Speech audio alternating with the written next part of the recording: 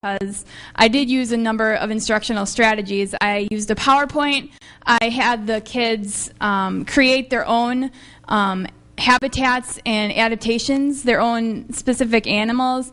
I read a story to them that I created, and they had to make a drawing from the story that I read them. So they use a lot of visual media. I used a number of instructional strategies, and this really helps to meet every individual student's needs.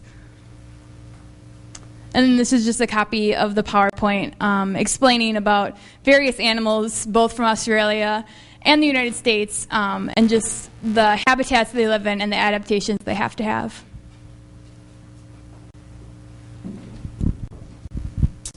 All right. For Standard 5, teachers know how to manage a classroom. This is an area that I know a lot of beginning teachers struggle with. I know I did. I know I still do sometimes when I'm out teaching. Some artifact ideas for this one, quick, before I show you what I have, are classroom rule charts are great, applicable lesson plans. I mean, lesson plans you can really fit in anywhere if they fit, if you feel like they fit where you want them to. Photos, videotapes, journals, seating arrangements, and classroom arrangements can go under this, and peer and superior critiques also. So what I used for my Standard 5 was, can you click it for me? I did a project in my science methods class with some kids at a Montessori school. We made terrariums, and it was kind of challenging for me because this was probably the biggest project involving the most things that I've taught before.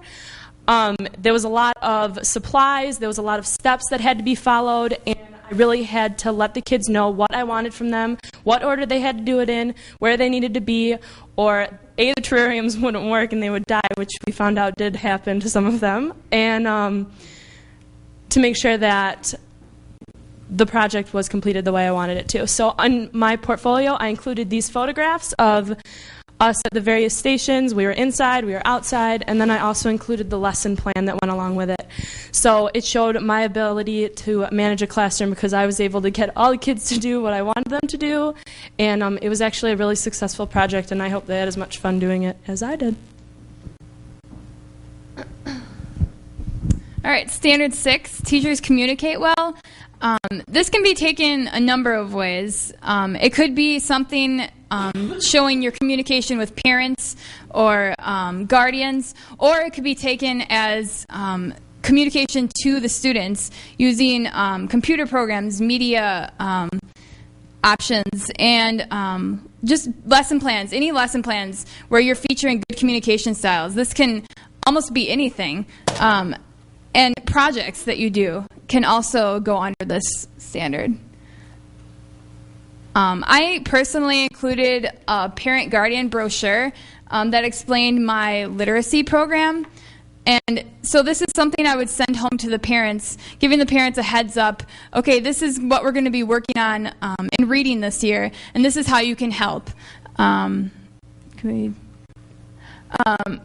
this is just a copy of it. I have the materials we'll be using, how I'll be evaluating the kids, the goals and objectives for reading, and various other things. And this just helps you stay into communication with the parents. And if you can have good communication with the parents, this really helps student interaction, or your interaction with students in the classroom, because you really do get to know your students better.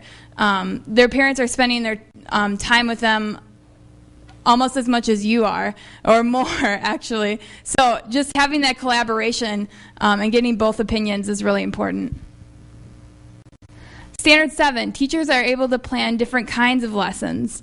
For this one, you don't want to include just a single lesson plan because that wouldn't really show that you're planning different kinds. So either include a unit plan where you've made an outline for a number of lesson plans you could use on a particular subject, or include multiple lesson plans from one subject area. Say you did 2 lesson plans for reading and language arts with one class. You can include that and talk about how those are different and how those goals may have been different. Again, projects and theme studies work as well. So I included a biome unit plan that I made in my social studies methods class. And for this one, I included the unit plan and then from that unit plan, I fleshed out one of my lesson plans. So if we go to what that looks like, this is kind of the unit plan, and it just has all the different levels that I could teach on biomes and all the different lesson plans that I could do on those various levels, and for each knowledge, comprehension, application, analysis, synthesis, evaluation. So this shows that I'd be able to adapt the lessons to various learners and for different difficulties as well. All right, Standard 8 is teachers know how to test for student progress. I've heard rumors that one of the biggest questions for new teachers is, how do I grade my students? How do I keep a grade book? How do I assess them? And that's something that's not touched upon a super lot, but some professors do a really great job, and it's really up to the teacher and the discretion of what you want to do to assess your students.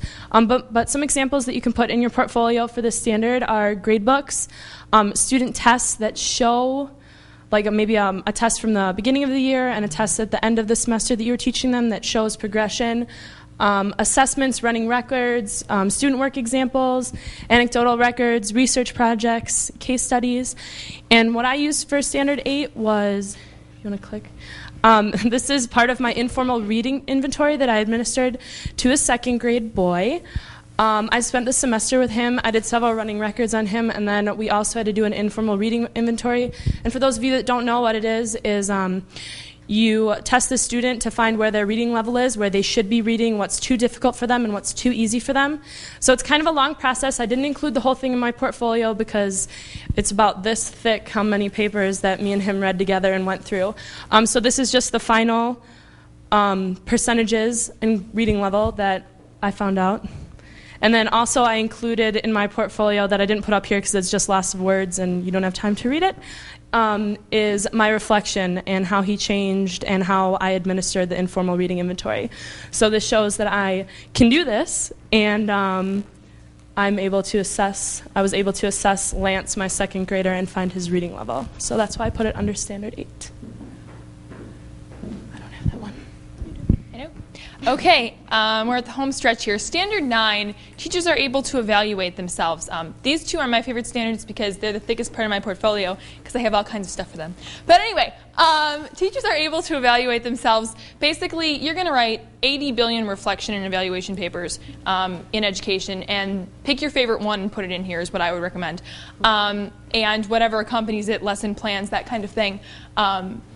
Basically, I think it's also termed professional responsibility, so in the Brown book and also how I have it in my portfolio.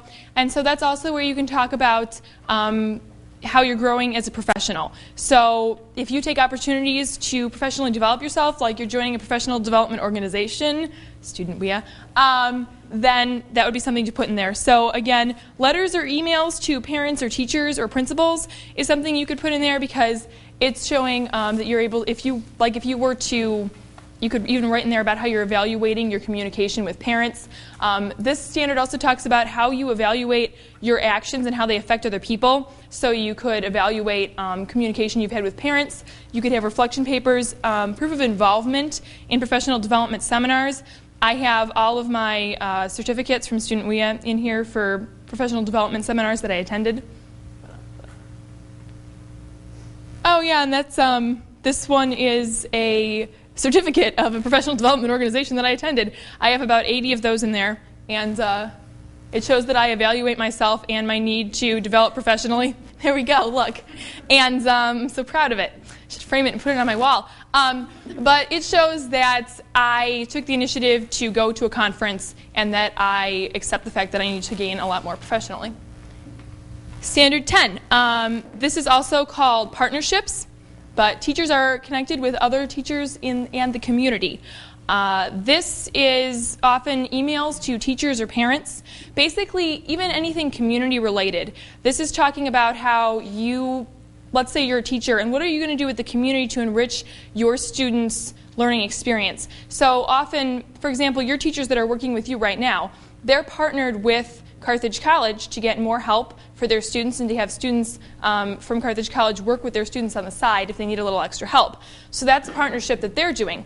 And you can put letters, emails, and one of my things is I actually wrote a class grant for student. We received money to do a program with Jerstead Elementary School in Racine, and basically the teacher partnered with me. The teacher actually could put in her portfolio something similar to this too and say, I partnered with Carthage Student WIA so that my students could increase their reading outside of the classroom. Basically, we gave the kids a little reading log and they got prizes if they read outside of the classroom, and their parents signed off on it. And so, I'm gonna click. Also, it looks really good because I know how to apply for a grant now. So there's the application form. Here's the reading log I created. And then I also have a letter to parents and guardians, and that shows my connection with parents in the community. And I also worked with local businesses to get these incentives for the kids. So again, that's another community partnership. And I want to quickly add that for Standard 1, we forgot to mention, you can put your Praxis scores in there. Not Praxis 1, Praxis 2. That's content area knowledge. So you could put those in there as well. Also, what else was I going to say? Certain artifacts, certain things in classes are more portfolioable than others. So also professors, when you're making assignments, make them so we can put them in our portfolios. I'm looking at some of you specifically. Yeah, you know who you are. I had to sometimes save everything that you do, because what I had to do for one of my standards is I had to alter a lot of the things that I made for a test, and I altered them and played with them and then added some supplementary things so it became an artifact. So you might need to play with things, keep everything. If you make something for a presentation, you might want to keep all the text so that then you can turn it into something that fits in your portfolio. So that's just something to keep in mind. Thank you for coming. Any questions? Where does that STEPS book come from? From the bookstore in the library.